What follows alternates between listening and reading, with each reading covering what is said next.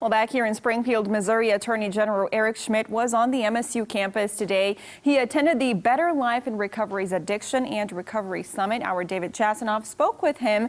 And David, Schmitt was listening to some stories, talking to community members from people who have been impacted by the opioid crisis. How did he react? Jennifer, he says he was inspired by their bravery. He says something must be done about the 1 in 65 Missouri deaths caused by opioids. I think it's important for us to galvanize all of our resources and our collective energy to try to do something about it. And so this is encouraging, and we want to honor the courage of the people who are here today.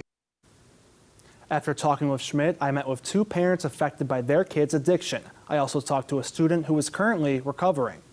I was drinking and using drugs for several years, and then I was failing out of school, and I was going to the hospital and getting arrested. Annie Powell sought help in 2016. It wasn't the outside consequences that did it.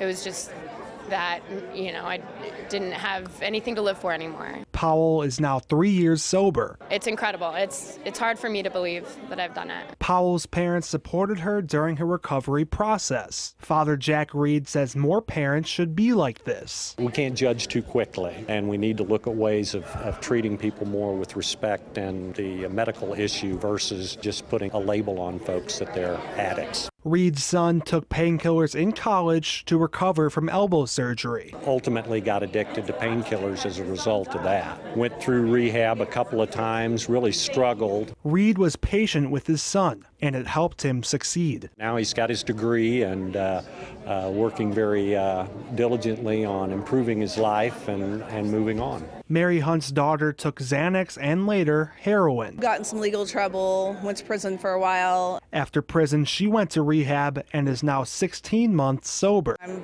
so proud of her for not only finally getting through it and going through all that she did, but now helping young people also, that were in her situation. Hunt says people changing their opinion about addiction could save someone's life. They need to realize that it's altered their actual brain, and it takes longer than a couple of days in rehab for them to get better. Hunt says parents should talk with their kids about the dangers of drugs, even if they don't think their child would take any. She says this conversation should happen around middle school. All right, David, thanks.